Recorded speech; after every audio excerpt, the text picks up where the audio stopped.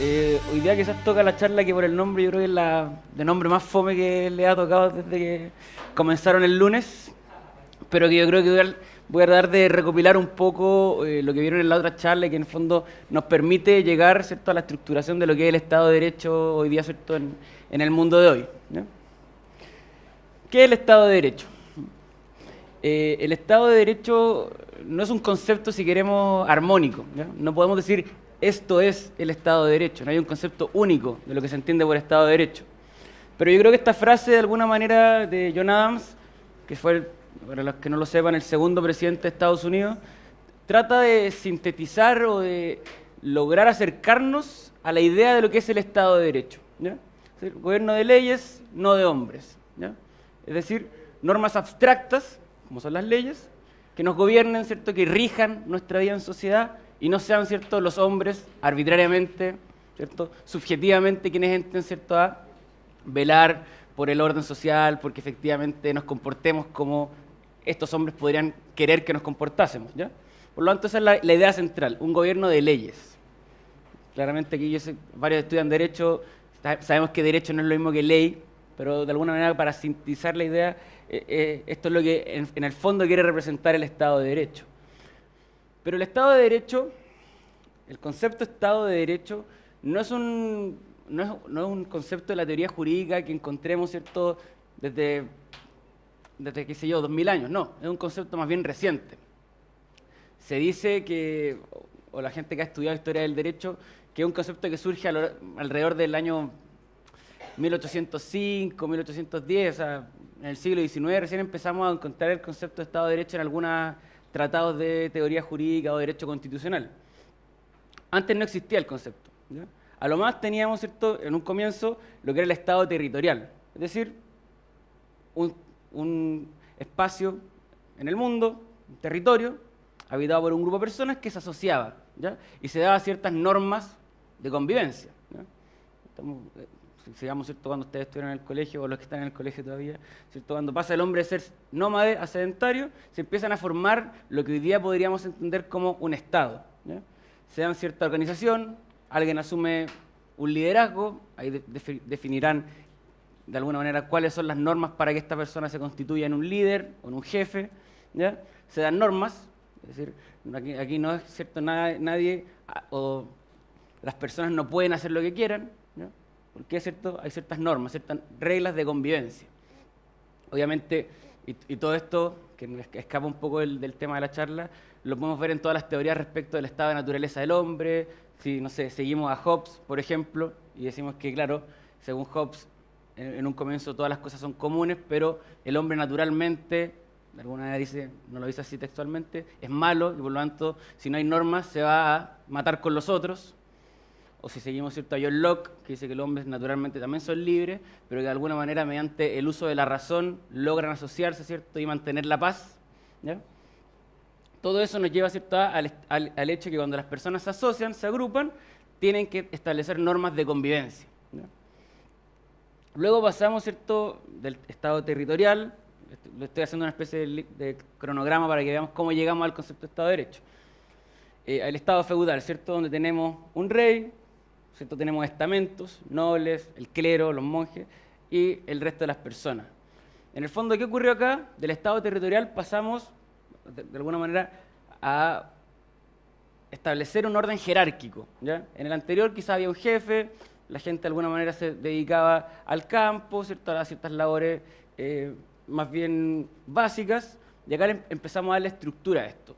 ¿Cómo? Dentro de este grupo, ciertas personas van agarrando o tomando un cierto liderazgo, ¿ya? Efectivamente, se dirá después, ¿cierto?, que por derecho divino, que por derecho de otro tipo, pero en general fue por la fuerza, ¿no? Es decir, quien tenía la fuerza, de alguna manera, quien tenía la posibilidad de agrupar hombres, ¿cierto?, era quien iba al fin y al cabo a ejercer el poder, en pequeños feudos, ¿cierto? Por eso se habla de poliarquía, es decir, a lo largo de Europa encontramos distintos feudos, distintas, ¿cierto?, agrupaciones, todas con normas distintas, todas con reglas distintas de convivencia, ¿no? Por lo que tampoco podíamos hablar en este caso de un Estado de Derecho, porque podíamos estar, ¿cierto?, en algún feudo en España que iba a tener una normativa totalmente distinta a la que podían tener, ¿cierto?, los germánicos, ¿ya? Y luego pasamos, ¿cierto?, al Estado absoluto. ¿Cómo surge el Estado absoluto? Por varias razones. Una de las principales es el hecho que, ¿cierto?, durante la edad feudal empiezan a surgir lo que conocemos, ¿cierto?, hoy día con el nombre de burguesía. Ya no eran campesinos, pero tampoco eran nobles. Y de alguna manera empiezan a buscar la posibilidad de adquirir más poder. Entonces, ¿qué le pasa a la aristocracia? Dice, mire, estamos divididos en distintos feudos, en distintos pequeños grupos, y la única forma de hacer freno, ¿cierto?, a lo que es la burguesía, y que de alguna manera está buscando más poder, es unirnos en torno, ¿cierto?, de estos señores feudales que estaban repartidos por Europa, unirnos en torno a uno solamente para ejercer todo el poder y poder controlar, ¿cierto?, esta situación. Y por lo tanto, todos estos señores se unen y le dan el poder a una sola persona, ¿no? Y que en general luego, ¿cierto?, como sabemos, se buscó justificar esta entrega de poder, más allá, ¿cierto?, de lo que yo les vengo explicando del ascenso de la burguesía al poder, sino en razones divinas, ¿no? Es decir, ¿por qué el rey tenía poder? ¿Por qué el rey, como dice la caricatura ahí, el Estado soy yo? ¿Por qué? Porque Dios lo había decidido así. Obviamente, estoy haciendo un resumen porque es bastante más complejo. Estos distintos monarcas también se aliaron con el Vaticano, qué sé yo, y se dio esta estructura de monarcas absolutos que tenían todo el poder, ¿no? Y por lo tanto, al tener todo el poder, también esto se prestaba para una abierta arbitrariedad, ¿no? Es decir, cada monarca podía hacer lo que le placiese en el territorio en el cual efectivamente se organizaba este Estado. Pero ¿qué ocurre? De alguna manera tenemos este Estado absoluto que se va desgastando con el tiempo, empiezan a existir ciertas ideas filosóficas, ¿cierto?, la Ilustración, el racionalismo, que empiezan colocan al hombre en una posición de empezar a cuestionar, ¿cierto?, esta autoridad de alguna manera absoluta y despótica que ejercían los monarcas, ¿ya? Y el primer hito clave, si se quiere, para entrar, ¿cierto?, a lo que conocemos hoy día como Estado de Derecho, y también la segunda parte de la charla, que se llama, ¿cierto?, constitucionalismo, en primer lugar, la Revolución Americana, o la Revolución de las 13 Colonias, o la independencia de los Estados Unidos de América, como quieran llamarlo, ¿ya? Que de alguna manera son los primeros en establecer, porque para los que no lo saben, ¿cierto?, una de las razones por las que se comienza a gestar, ¿cierto?, esta revuelta o esta revolución, fue justamente porque teníamos, ¿cierto?, al otro lado del mar, un parlamento, que era el británico, que se decía soberano sobre territorio norteamericano, y una de las leyes que dictó fue la Stamp Act, que estableció ciertos tributos particulares, ciertos impuestos, para las colonias, sin ninguna consulta, ¿cierto?, de ningún tipo a quienes residían en territorio norteamericano. Hay una que es bien famosa, que no me recuerdo el número exacto, que le subió creo que de un 1% a un 2% el impuesto al té, ¿cierto?, y fue un desastre, ¿no? Y en ese sentido, las colonias norteamericanas comenzaron a decir, no, acá esto está mal. O sea, nosotros vivimos en otro territorio y no se nos puede imponer por la fuerza, sin siquiera consultarnos, ¿cierto?, una decisión de carácter arbitrario. Es decir, las colonias o los territorios, ¿cierto?, coloniales van a seguir lo que nosotros digamos. ¿Por qué? Porque somos soberanos en su territorio. Por lo tanto, están diciendo que la voluntad de las personas que residen, en este caso, en Estados Unidos, ¿cierto?, no valía nada, ya que no había no tenía ningún poder. ¿Por qué? Porque la Constitución inglesa, ahí vamos a hablar un poco de eso, decía que el Parlamento era soberano y por lo tanto tenía el poder absoluto para hacer los cambios que quisiese en las colonias norteamericanas. Y ahí, por ejemplo, cuando los Estados Unidos se logra su independencia y luego, un año después de la independencia, firma su documento constitucional, parte el documento diciendo nosotros, la gente. O sea, lo primero que quieren dejar claro, y por eso este hecho es clave para la concepción del Estado de Derecho y del constitucionalismo moderno, es que parten esta declaración diciendo ellos, la gente. No estamos hablando de un rey, no estamos hablando, ¿cierto?, de un derecho divino, por mucho que encontremos ciertos conceptos medio religiosos en los documentos norteamericanos de los padres fundadores, pero parten así, nosotros la gente. Es decir, dónde reside el poder y por lo tanto ¿quién luego lo va a delegar, ya sea en el Parlamento, ya sea en un presidente, ya sea en un texto constitucional, o la forma de organizar el poder, ¿cierto?, es la gente. Eso es fundamental, ¿ya? No estamos hablando, por lo tanto, de algunas personas en particular, como puede ser el rey, o alguien que ejerce un poder fáctico, sino que las personas son las que de alguna manera vienen a darse el poder a través de la Constitución, ¿ya?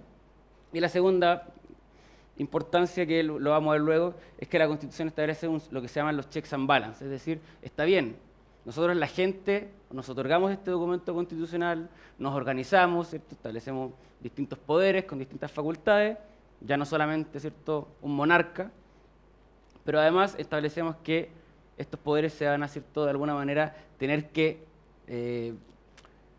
regular, ¿cierto? Tienen que ser balanceados, tiene que existir un equilibrio de poderes, pero eso lo vamos a ver más adelante. Segundo hito clave para el establecimiento de lo que hoy día conocemos como Estado de Derecho, ¿cierto?, es la Revolución Francesa, un par de años posterior, ¿cierto?, a la Revolución Americana. Y la norma que les cité ahí, que es el artículo 16, establece: toda sociedad en la cual no esté establecida la garantía de derechos ni determinada la separación de poderes, carece de constitución, ¿no? Lo importante de esto es que la Revolución Francesa, una de las cosas que hace es justamente poner el concepto de constitución, es decir, de una norma suprema, como parte del concepto de Estado de Derecho, ¿ya? ¿Por qué? Porque justamente, muy influidos por el racionalismo, ellos entienden que la única forma de que nos ordenemos, de que de alguna manera convivamos pacíficamente, es que nos demos normas de carácter escrito, ¿ya?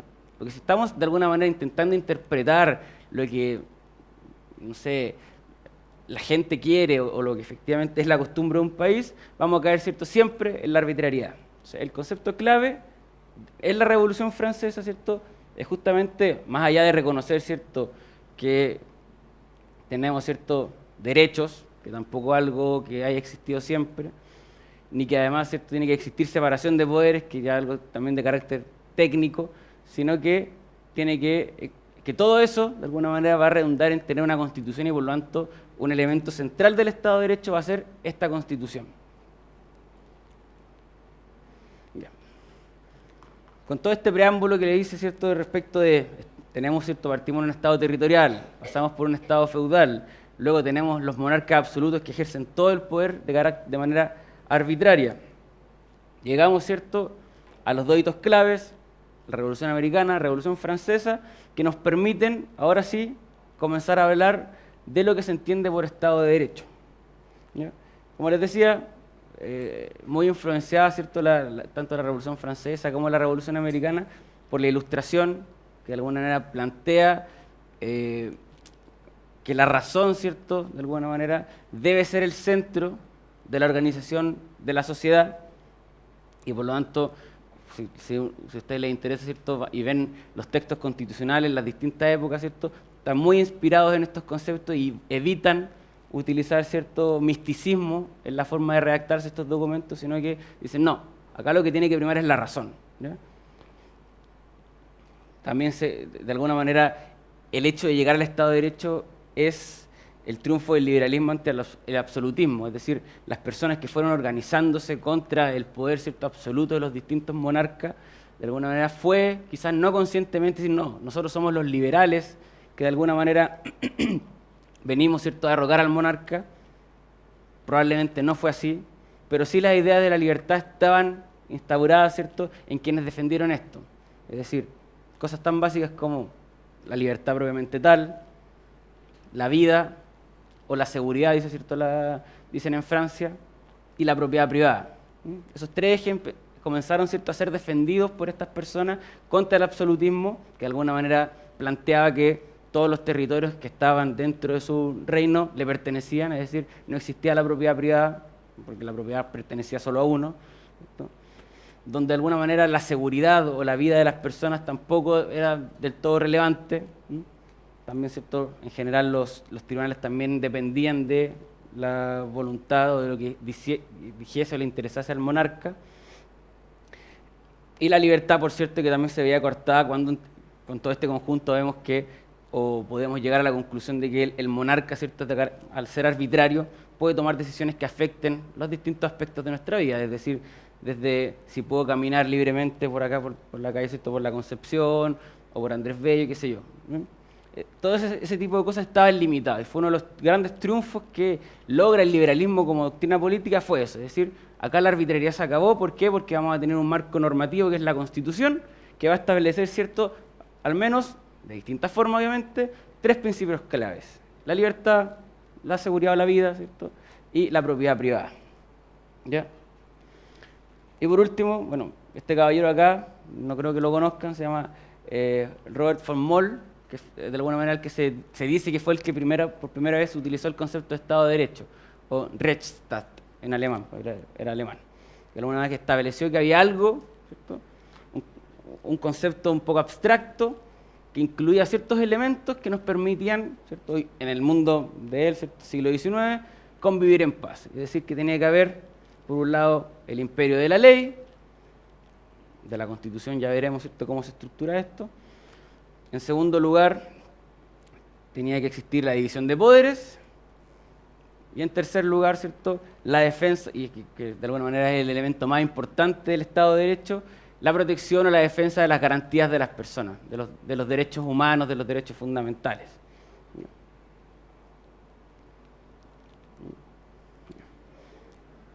Si hay alguna pregunta, me interrumpen, no hay problema. Esto es lo que les dije al principio, ¿cierto? El concepto de Estado de Derecho no es un concepto que yo les pueda decir, el Estado de Derecho es bla, bla, bla. Les puedo dar un concepto formal, ¿ya? ¿Cierto? Que el Estado de Derecho es aquel Estado, ¿cierto?, que de alguna manera reúne ciertos elementos como la separación de poderes, la defensa de derechos fundamentales y de alguna manera que todo el aparato del poder esté sujeto o bajo el imperio de la ley, punto. ¿Ya? De alguna manera ahí lo que hice fue describirle los elementos del Estado de Derecho, pero de alguna manera se adapta y va variando de acuerdo a dónde lo apliquemos. ¿Ya? Por ejemplo, cuando hablamos del Estado de Derecho en Inglaterra, va a ser un concepto muy distinto al que vamos a establecer si hablamos del Estado de Derecho, por ejemplo, en Chile. ¿Ya? ¿Por qué? Porque la tradición anglosajona, ellos hablan o utilizan el concepto de rule of law. ¿Ya? El rule of law, o la regla, ¿cierto?, de derecho, sería de alguna manera el sinónimo de lo que nosotros conocemos como Estado de Derecho, pero que es muy distinto. El rule of law básicamente es el derecho de los jueces. ¿Ya? En Inglaterra, o en el mundo anglosajón, sin perjuicio que en Estados Unidos no es tan así, quienes de alguna manera legislan son los jueces. ¿Por qué? Porque el Parlamento, si bien dicta las normas abstractas, los jueces la aplican a un caso concreto, pero esa norma aplicada al caso concreto genera lo que sea un precedente. ¿Ya? Por lo tanto, esa interpretación del Tribunal Supremo la van a tener que seguir aplicando el resto de los tribunales. ¿Ya? Cosa que acá en Chile no pasa. O sea, tenemos una norma, hay un juicio y puede, ¿cierto?, fallarse A, B o C. Dependerá. En el caso de Inglaterra eso no es así. Uno. Segundo, en Inglaterra, para los que no lo saben, no tienen una constitución escrita. ¿Ya? No tienen una constitución como tenemos, ¿cierto?, nosotros, ¿cierto?, la típica constitución de 1980. No. La constitución en Inglaterra, de alguna manera, es lo que los jueces digan, es lo que los jueces interpreten de la costumbre, de alguna manera de lo que ellos llaman las convenciones constitucionales. Es decir, durante los años, de alguna manera, durante la historia de Inglaterra, se han ido estableciendo ciertas convenciones que ellos han considerado que no es necesario escribir porque son sabidas por todos. ¿Ya? Y que de alguna manera serán los jueces quienes digan, sí, esto se puede hacer, esto no se puede hacer. El rey puede hacer esto, sí, el rey no puede hacer esto otro. No porque esté escrito, sino porque de alguna manera la tradición lo ha dicho así. ¿No? Esto fue lo que, en el fondo, cuando yo les decía en la lámina anterior, ¿cierto?, lo que está escrito acá, la racionalidad normativa, fue lo que en el derecho continental, es decir, en Francia, en Alemania, y que fue de alguna manera lo que nos influyó a nosotros, ¿cierto?, dijeron que no, que esto de que los jueces interpreten, de que de alguna manera la costumbre tenga mucho poder o mucho valor, es un poco incierto. ¿Ya? Es decir, no sabemos qué va a resultar de esto. ¿Ya? En particular en Francia siempre se ha desconfiado de los jueces, porque de alguna manera uno de los problemas de la Revolución Francesa, que fue uno de los hitos que yo les mencioné, los jueces estaban muy a favor del rey. No se estructuraban como un organismo independiente que buscase, ¿cierto?, controlar lo que decía el rey. No, de alguna manera le daban el favor. Y de ahí que en Francia, y que fue un poco la influencia que nos llegó a nosotros, se desconfía un poco de los jueces, ¿cierto? Y de hecho hoy día lo vemos, y ahí relacionando un poco con lo que dijo Ricardo Neumann de la importancia de la cultura, lo vemos a cada rato. El concepto de puerta giratoria, ¿cierto?, de que los jueces son garantistas y defienden a los delincuentes. Eso, es decir, es no confiar en el aparato judicial. ¿Por qué? Porque entendemos que no hacen bien su trabajo. Y por eso es que en Chile no rige el rule of law. Imagínense que los jueces, en quienes culturalmente la gran mayoría de los chilenos no confía, esté diciendo qué es la Constitución, esté diciendo cuál es la real aplicación de la ley. Probablemente sería un sistema que fracasaría. ¿Por qué? Porque está la idea contraria. Los jueces hacen mal su trabajo, no es correcto como lo hacen, etc. ¿Ya? Es de ahí que nosotros, ¿cierto?, influidos por el racionalismo, entendimos que la única forma de no matarnos, ¿cierto?, es mediante el establecimiento de normas escritas. ¿Por qué? Porque así tenemos la certeza que, bueno, la Constitución dice A, porque en el artículo 1 dice A, listo, se acabó el problema. Más allá, claro, de que esto obviamente puede ser interpretable, y de ahí que existan organismos como el Tribunal Constitucional que vengan a controlar, ¿cierto?, cuál es la real interpretación de la Constitución. Sabemos que, ¿cierto?, las palabras dan para mucho, y los abogados generalmente nos encanta, ¿cierto?, también elucubrar teorías medio extrañas de repente de cómo interpretar una norma. Tiene que haber, por lo tanto, un organismo que se dedique a que esa interpretación tampoco se desvirtúe. Ahora vamos a ver, ¿cierto?, un poco los elementos que estructuran el Estado de Derecho. Como yo ya les he dicho, son tres: el imperio de la ley, la separación de poderes y la protección o la garantía de los derechos fundamentales o de los derechos humanos. ¿Ya? El imperio de la ley, que es de alguna manera el elemento que estructura o que le da forma al Estado de Derecho.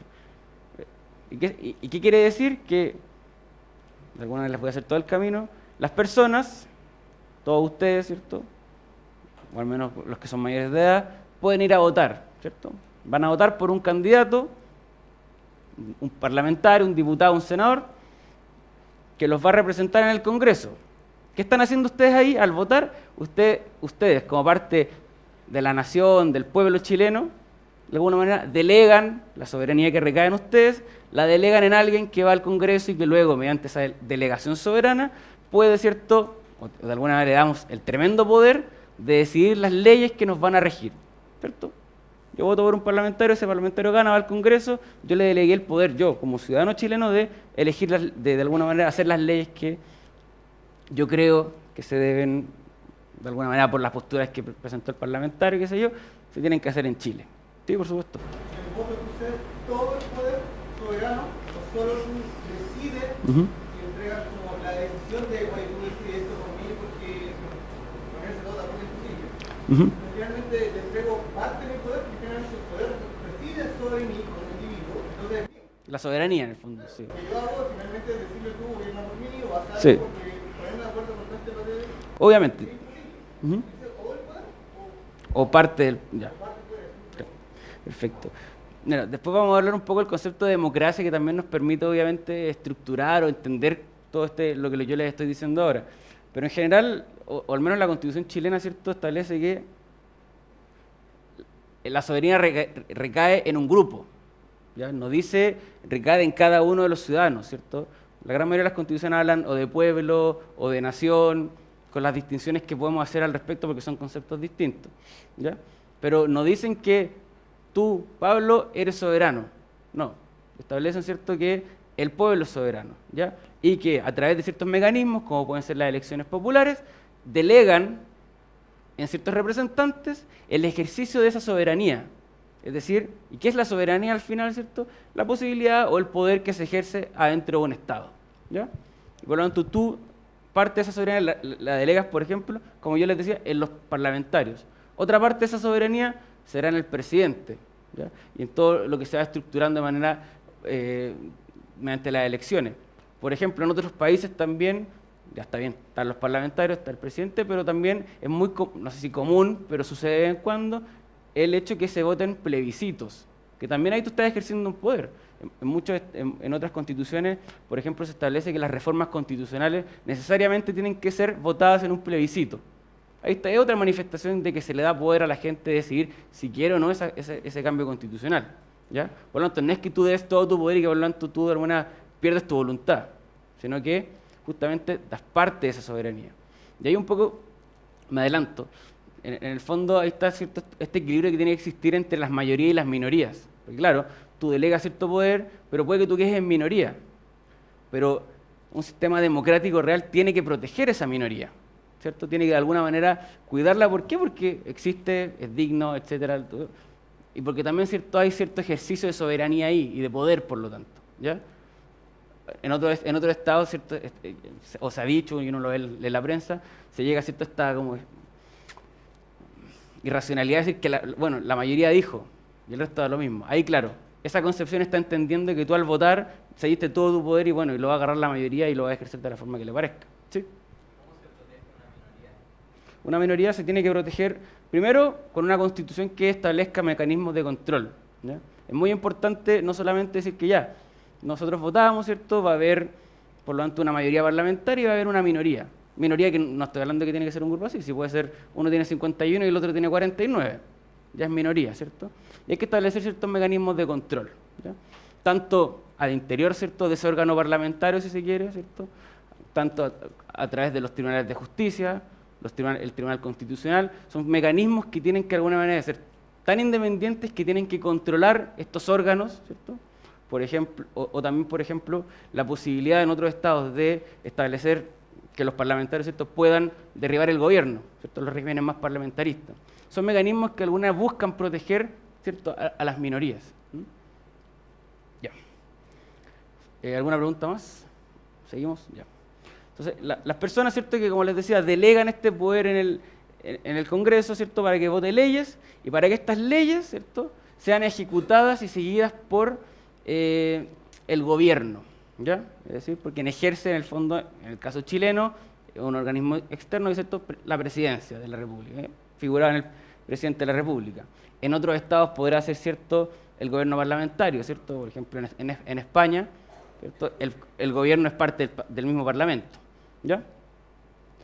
Y de este elemento del imperio de la ley llegamos, ¿cierto?, también al principio de legalidad, es decir, que la administración, el gobierno, solamente puede hacer lo que la ley les dice, ¿ya? No se puede salir de ahí, porque también es un margen para, ¿cierto?, estructurarlo y que no se escape. Pero no siempre que haya imperio de la ley vamos a estar frente a lo que se conoce como Estado de Derecho, porque algo que no les dije antes es que podemos distinguir un Estado de Derecho formal de un Estado de Derecho sustancial o material. Porque, por ejemplo, no sé, los que estudian Derecho ubican a Hans Kelsen, ya, o casi todos ya.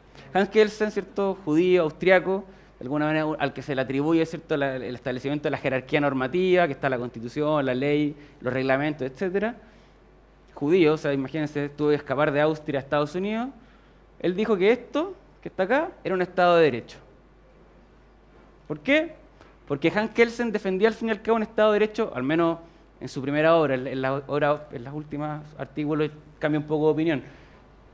Dice que de alguna manera el Tercer Reich, ¿cierto?, el régimen nazi, Hitler fue electo, ¿cierto?, canciller, había normas que hacían diferencias, así, hay normas para alemanes, hay normas para arios, ¿cierto?, y hay normas para judíos, pero hay normas, y esas normas se cumplen, por lo tanto habría imperio de la ley. Es una concepción formalista, de alguna manera que le sacamos todo el contenido a lo que puede ser el Estado de Derecho, había ley, ¿ya? Por lo tanto, hay que tener cuidado cuando se habla de Estado de Derecho porque hay que darle, ¿cierto?, una especie de apellido, ¿ya? En este caso, si defendemos una postura formal, es lo que pasa acá, ¿cierto? La sola dependencia o conformidad normativa es un fetiche formalista de régimen totalitario, de despotismo disfrazado de legalismo, que fue lo que pasó, ¿cierto?, en Alemania. Yo creo que es el mejor ejemplo para entender que hay distintos conceptos de Estado de Derecho. Eso es el primer elemento, ¿cierto? Imperio de la ley. Y al referirme con ley lo digo en términos muy amplios. Imperio de la Constitución, imperio de la ley, imperio de los reglamentos, imperio de los decretos. Es decir, que las normas se cumplan. Segundo elemento, ¿cierto?, que de alguna manera también se le atribuye a este caballero, que es Montesquieu, que es la separación de poderes, ¿ya?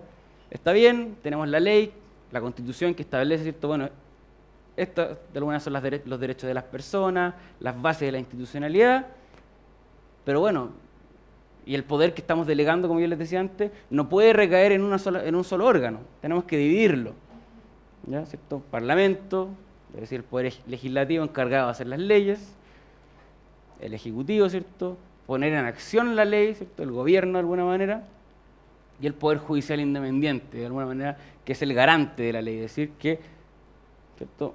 Juzgar, cuando alguien actúa contra la ley, sea el presidente, sea, ¿cierto?, la señora Juanita, que ya salió harto en este curso, ¿cierto?, tiene que aplicarse la ley, ¿ya? Y con todo el sistema que yo les decía antes de que lo que surgió en Estados Unidos, que fue el sistema de checks and balance, ¿cierto?, de freno y contrapeso, es decir, el Parlamento, por ejemplo, a mí el sistema chileno presidencialista no me gusta mucho. Voy a poner el ejemplo de Inglaterra, ¿cierto? El Parlamento, ¿cierto?, la Cámara de los Comunes, donde también, ¿cierto?, está el gobierno, por eso acá, como está en inglés, esto probablemente también representa eso, ¿cierto? El gobierno, que es parte de esos comunes, ¿cierto? Esos diputados forman el gobierno. ¿Y qué puede hacer, ¿cierto?, el Parlamento? El resto de los comunes, por ejemplo, puede hacer, ¿cierto?, lo que se conoce como un impeachment, que en Chile, en el fondo, que es citar a un ministro que vaya al Congreso, que se agarran ahí, ¿cierto?, a grosería, ¿cierto?, ni un problema, y listo, queda en eso. A lo más, ¿cierto?, tendrá alguna connotación en alguna noticia, presión, y si es mucha presión, podrá caer. Acá no, en el caso del impeachment británico, esto puede tener ciertas consecuencias más severas y hacer caer el gobierno, ¿ya?, que tenga que haber un cambio de gobierno. Eso, por ejemplo, es un mecanismo de control, de contrapeso, es decir, el gobierno no puede hacer lo que quiera, ¿por qué? Porque el mismo Parlamento puede hacerlo caer, ¿ya? Y luego, ¿cierto?, el contrapeso más claro, el Poder Judicial, ¿cierto? Si la administración, por ejemplo, o el gobierno, realiza un acto ilegal y arbitrario, ¿cierto?, podrá, ¿cierto?, además verse, o podrá ser demandado, ¿cierto?, podrá haber una indemnización respecto de esa persona que se vio dañada por la actuación de la administración. Eso respecto a la separación de poderes. Es muy importante que existan estos tres con ciertos contrapesos entre sí. Y el último elemento, ¿cierto?, el reconocimiento de garantías de los derechos fundamentales o derechos humanos. Es decir, cualquier Estado de Derecho o cualquier organización que se quiera denominar Estado de Derecho tiene que tener, ¿cierto?, reconocimiento, es decir, bueno, como la Constitución chilena, artículo 19, ¿cierto?, primero se reconoce el derecho a la vida, ¿cierto?, ya, ¿no?, el derecho a la vida y otros tantos, el derecho a la propiedad, ¿cierto?, en los últimos numerales, qué sé yo. Pero además garantía, tiene que establecer mecanismos de protección de estos derechos, si no simplemente es papel. Es decir, si yo digo todos estos derechos, pero no hay control jurisdiccional al respecto, no hay un tribunal encargado de velar porque se respeten estos derechos, ¿cierto?, es simplemente tinta muerta en un papel. Y de ahí que pasamos, ¿cierto?, a ciertas violaciones que de repente nos hacen cuestionar, o por lo menos a mí, que en Chile hay un Estado de Derecho tan pleno como de repente uno... Sí, en Chile en general, estamos acá, ¿cierto?, en Santiago, no pasan muchas cosas, tan terribles, ¿cierto?, algunas cuestiones menores, pero si nos ponemos a mirar en detalle, muchas veces este reconocimiento de garantía de derechos humanos o derechos fundamentales sí queda en el papel.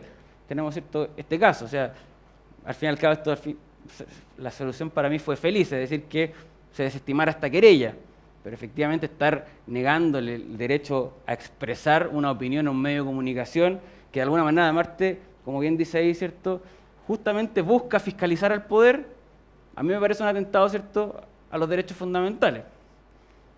Esto también, lo que es que sigan pasando muchos problemas o temas con el Sename, también, ¿cierto?, nos hace pensar que no sé si estamos ante un Estado de Derecho tan sólido como de repente nos gusta pensar en Chile.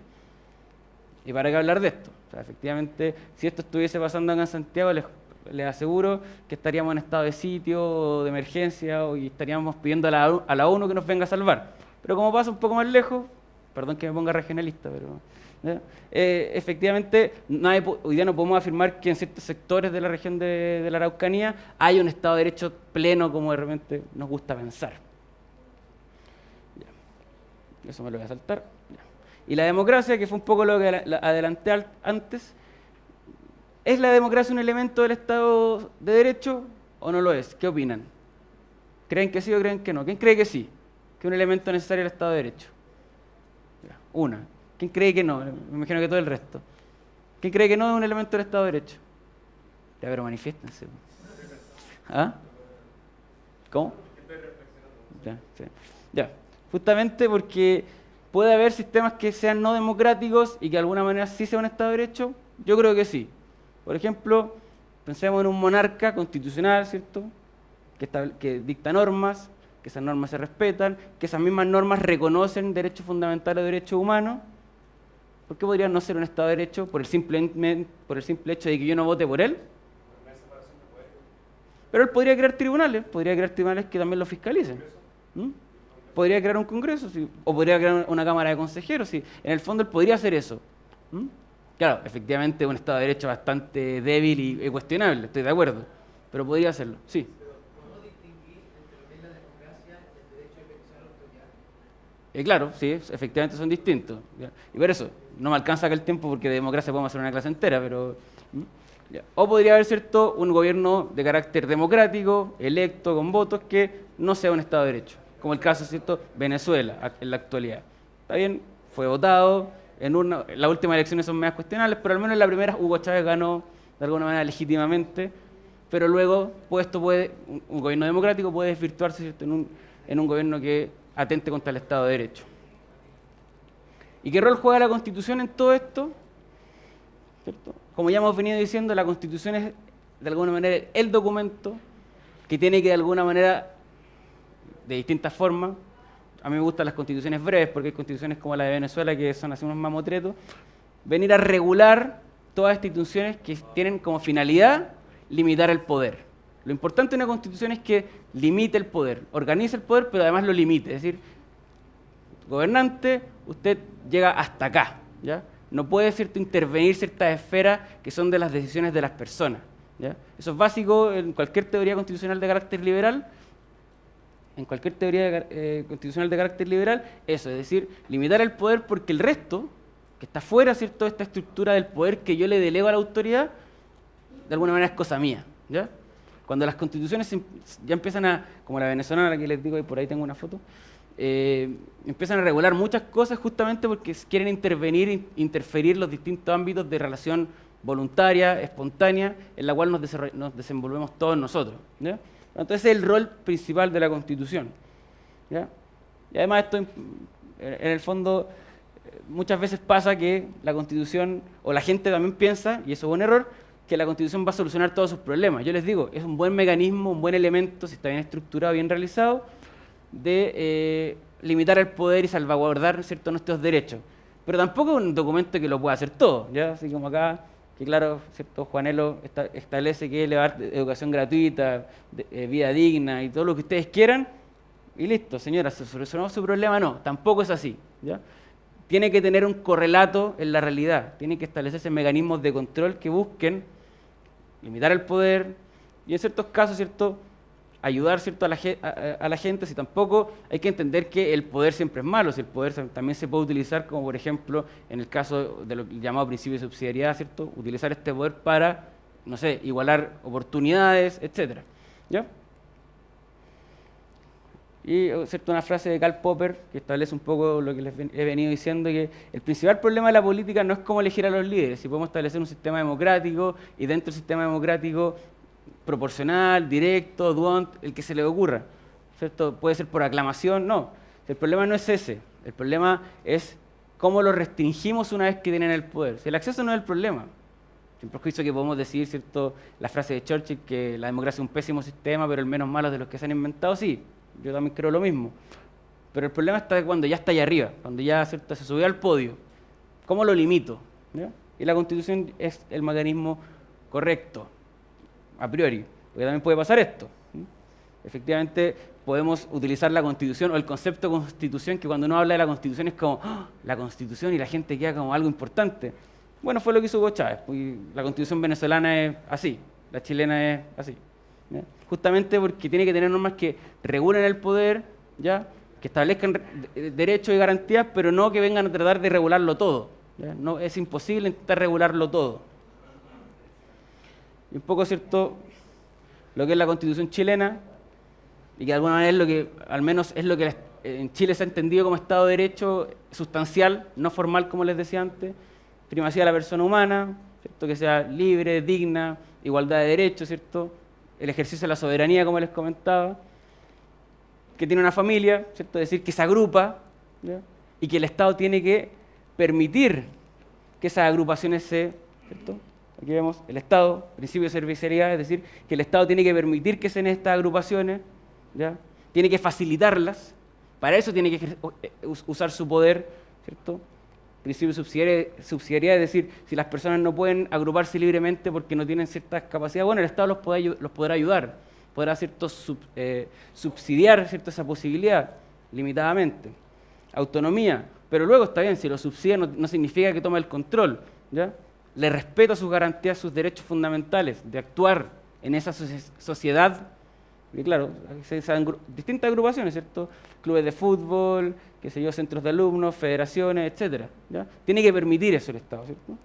Y que en pos del bien común, que de alguna manera, ¿cierto? Volvemos allá a que todo este entramado, reconocido en la Constitución, ¿ya? Como fondo, es lo que de alguna manera en Chile, más los elementos que les dije, es lo que entendemos como Estado de Derecho. Y esta Constitución, ¿cierto? Que establece la primacía de la persona humana, que establece el principio de autonomía, servicialidad, subsidiariedad, la familia como núcleo fundamental de la sociedad.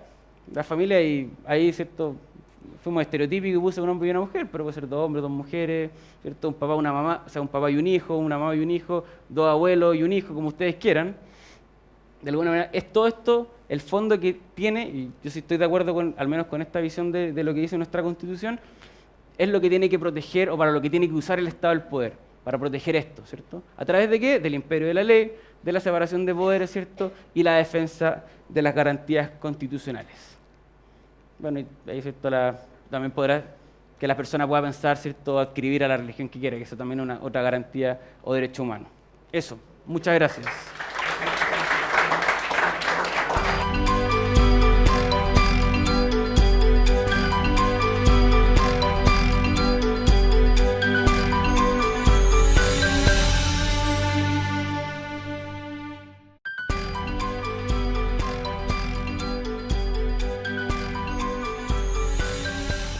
Hoy día quizás toca la charla que por el nombre yo creo que es la de nombre más fome que le ha tocado desde que comenzaron el lunes, pero que yo creo que voy a tratar de recopilar un poco lo que vieron en la otra charla y que en el fondo nos permite llegar, ¿cierto? A la estructuración de lo que es el Estado de Derecho hoy día, ¿cierto? En el mundo de hoy, ¿ya? ¿Qué es el Estado de Derecho? El Estado de Derecho no es un concepto, si queremos, armónico, ¿ya? No podemos decir esto es el Estado de Derecho, no hay un concepto único de lo que se entiende por Estado de Derecho. Pero yo creo que esta frase, de alguna manera, de John Adams, que fue, para los que no lo sepan, el segundo presidente de Estados Unidos, trata de sintetizar o de lograr acercarnos a la idea de lo que es el Estado de Derecho, ¿ya? Es decir, gobierno de leyes, no de hombres. Alrededor del año 1805, 1810, o sea, en el siglo XIX recién empezamos a encontrar el concepto de Estado de Derecho en algunos tratados de teoría jurídica o derecho constitucional. Antes no existía el concepto, ¿ya? A lo más teníamos, ¿cierto?, en un comienzo lo que era el Estado territorial, es decir, un espacio en el mundo, un territorio, habitado por un grupo de personas que se asociaba, ¿ya? Y se daba ciertas normas de convivencia, ¿ya? Sigamos, ¿cierto?, cuando ustedes estuvieron en el colegio, o los que están en el colegio todavía, ¿cierto?, cuando pasa el hombre de ser nómade a sedentario, se empiezan a formar lo que hoy día podríamos entender como un Estado, ¿ya? Se dan cierta organización, alguien asume un liderazgo, ahí definirán de alguna manera cuáles son las normas para que esta persona se constituya en un líder o en un jefe, ¿ya? Se dan normas, es decir, aquí no es eso, ¿ya? Es decir, normas abstractas, como son las leyes, que nos gobiernen, ¿cierto?, que rijan nuestra vida en sociedad y no sean, ¿cierto?, los hombres arbitrariamente, ¿cierto?, subjetivamente quienes entren, ¿cierto?, a velar por el orden social, porque efectivamente nos comportemos como estos hombres podrían querer que nos comportásemos, ¿ya? Por lo tanto, esa es la idea central, un gobierno de leyes. Claramente aquí varios estudian Derecho, sabemos que Derecho no es lo mismo que ley, pero de alguna manera para sintetizar la idea, esto es lo que en el fondo quiere representar el Estado de Derecho. Pero el Estado de Derecho, el concepto Estado de Derecho, no es un concepto de la teoría jurídica que encontremos, ¿cierto?, desde qué sé yo, 2000 años, no, es un concepto más bien reciente. Se dice que, o la gente que ha estudiado historia del derecho, que es un concepto que surge de cronograma para que veamos cómo llegamos al concepto de Estado de Derecho. El Estado feudal, ¿cierto? Donde tenemos un rey, ¿cierto? Tenemos estamentos, nobles, el clero, los monjes y el resto de las personas.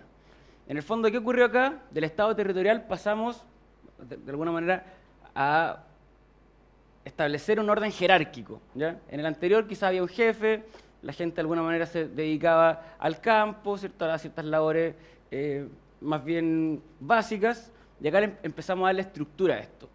¿Cómo? Dentro de este grupo, ciertas personas van agarrando o tomando un cierto liderazgo, ¿ya? Efectivamente, seguirá después, ¿cierto?, que por derecho divino, que por derecho de otro tipo, pero en general fue por la fuerza, ¿no? Es decir, quien tenía la fuerza, de alguna manera, quien tenía la posibilidad de agrupar hombres, ¿cierto?, era quien iba al fin y al cabo a ejercer el poder. En pequeños feudos, ¿cierto? Nadie o las personas no pueden hacer lo que quieran, ¿no? Porque, ¿cierto?, hay ciertas normas, ciertas reglas de convivencia. Obviamente, y todo esto, que escapa un poco del tema de la charla, lo podemos ver en todas las teorías respecto del estado de naturaleza del hombre. Si, no sé, seguimos a Hobbes, por ejemplo, y decimos que, claro, según Hobbes, en un comienzo todas las cosas son comunes, pero el hombre naturalmente, de alguna manera dice, no lo dice así textualmente, es malo, y por lo tanto, si no hay normas, se va a matar con los otros. O si seguimos, ¿cierto?, a John Locke, que dice que los hombres naturalmente también son libres, pero que de alguna manera, mediante el uso de la razón, logran asociarse, ¿cierto?, y mantener la paz, ¿ya? Todo eso nos lleva, ¿cierto?, al hecho de que cuando las personas se asocian, se agrupan, tienen que establecer normas de convivencia, ¿ya? Luego pasamos, ¿cierto?, del Estado territorial, lo estoy haciendo una especie de